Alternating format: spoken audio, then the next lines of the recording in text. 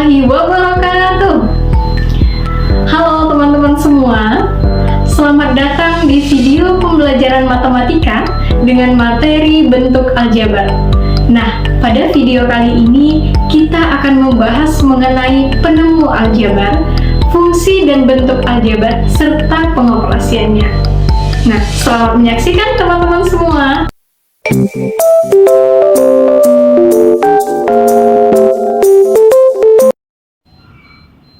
Berbicara tentang aljabar, tahukah kamu siapa penemu aljabar?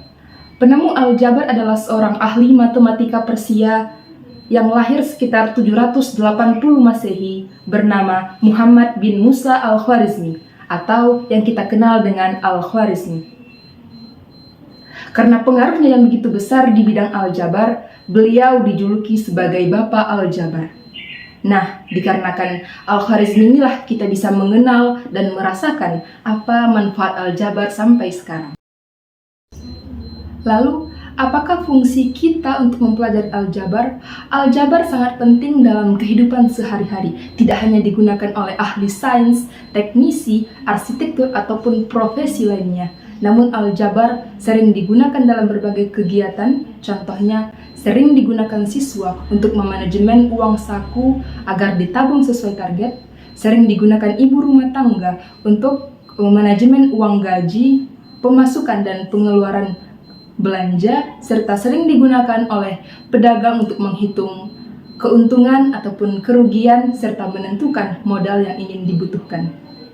Setelah kita mengenal siapa penemu aljabar, dan kita juga sudah mengetahui apa fungsi dari mempelajari bentuk aljabar, marilah kita masuk pada pembahasan selanjutnya.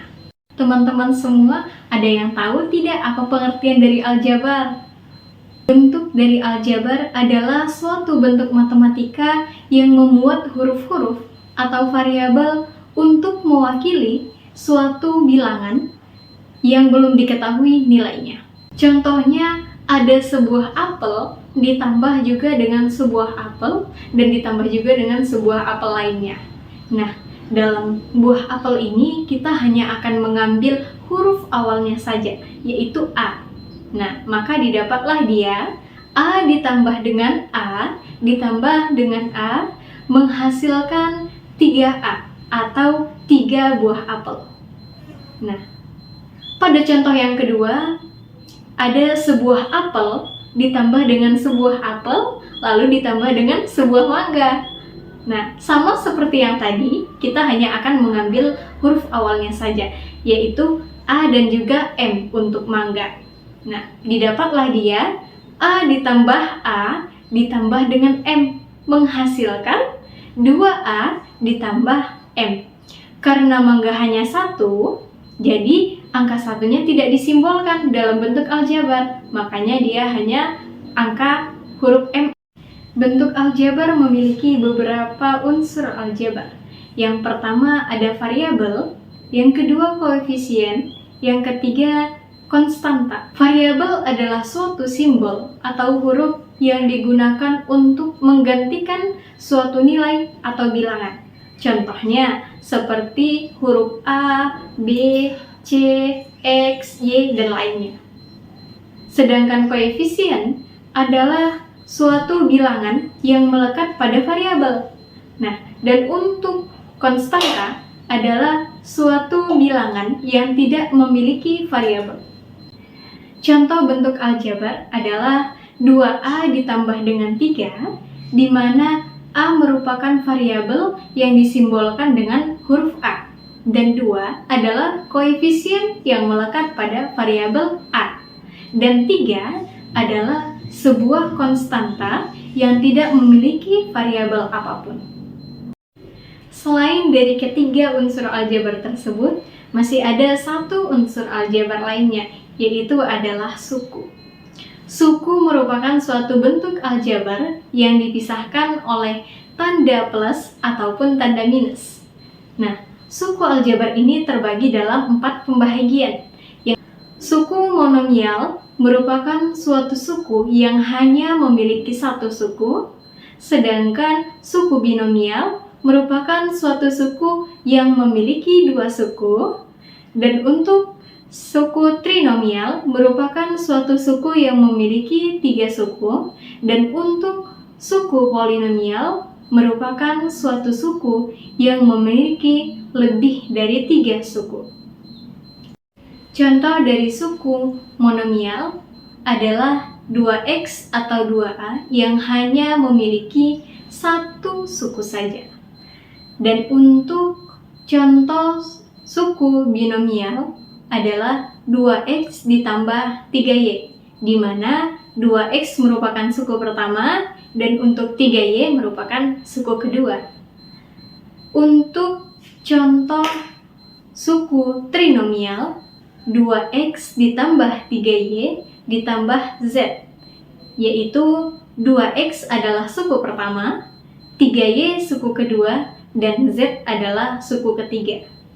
Kemudian untuk contoh suku polinomial, yaitu 2x ditambah 3y ditambah z ditambah dengan 5, di mana 2x adalah suku pertama, 3y adalah suku kedua, dan untuk z suku ketiga, dan untuk 5 adalah suku yang keempat, yaitu dari contoh tersebut terdapat lebih dari 3 suku.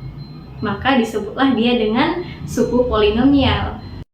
Selanjutnya kita masuk pada materi operasi bentuk aljabar, di mana operasi bentuk aljabar ini terdiri dari 4 operasi, yaitu operasi penjumlahan dan pengurangan aljabar, operasi perkalian aljabar, serta operasi pembagian aljabar.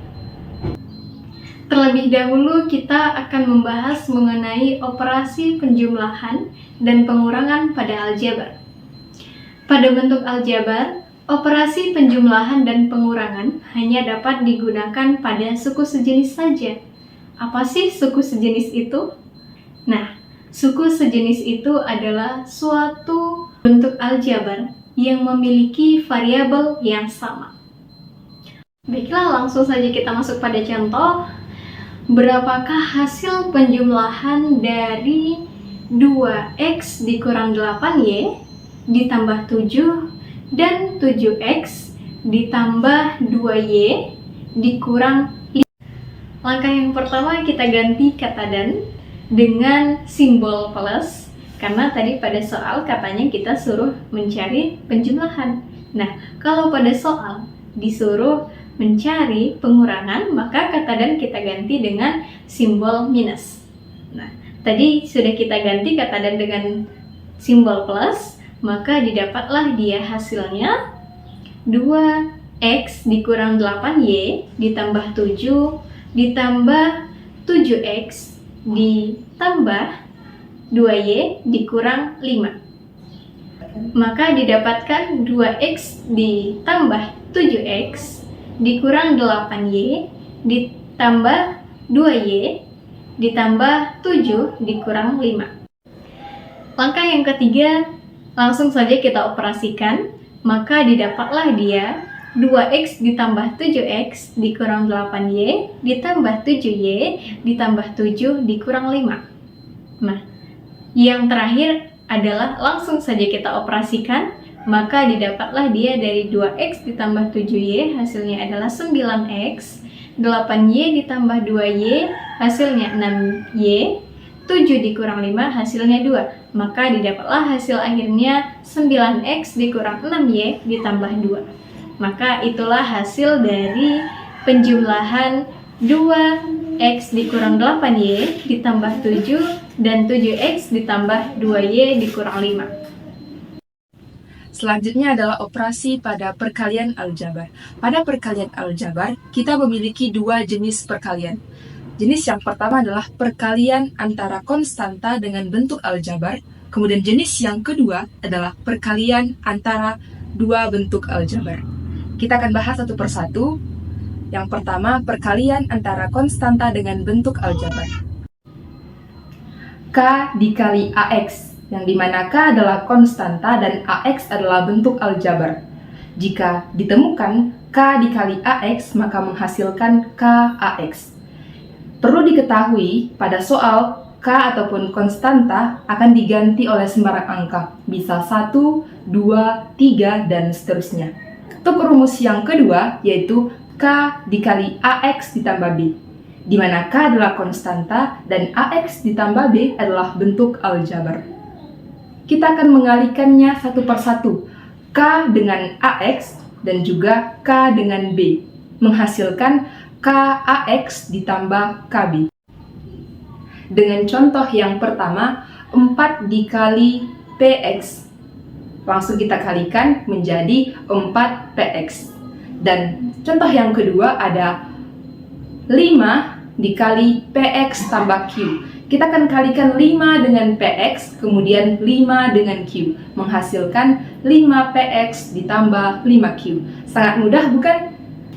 Kita mengalikannya sama dengan perkalian seperti biasa ataupun perkalian pada umumnya.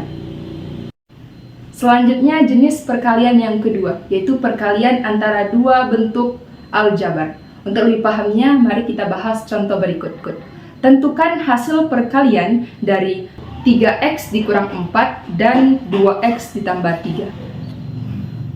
Dua bentuk aljabar tadi, yaitu 3x kurang 4 dan 2x tambah 3, akan kita kali silangkan seperti yang tertera sebagai berikut.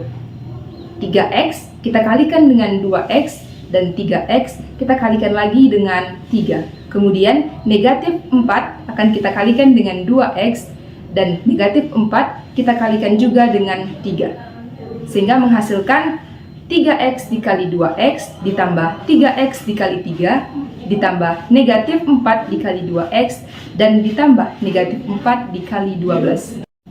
Setelah kita mengelompokkannya, langsung kita kalikan. 3x dikali 2x menghasilkan 6x kuadrat. Kemudian 3x dikali 3 menghasilkan ditambah 3x. Min 4 dikali 2x sama dengan min 8x dan min 4 dikali 3 sama dengan 12. Sehingga menghasilkan 6x kuadrat ditambah 9x dikurang 8x dikurang 12. Seperti pada operasi sebelumnya, kita telah mempelajari operasi penjumlahan dan operasi pengurangan. Dan kita menemukan kembali di contoh soal perkalian.